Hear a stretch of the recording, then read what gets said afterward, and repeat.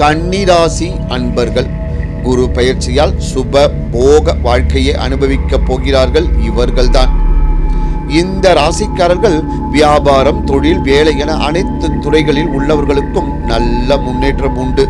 இதுவரை தொழில் தொடர்பாக இருந்து வந்த முடக்கங்கள் அனைத்தும் சரியாகும். கடன்களில் இருந்து விடுபடுவார்கள். பணவரவு அதிகரிக்கும். சொத்துக்கள் வாங்கக்கூடிய யோகம் உருவாகும்.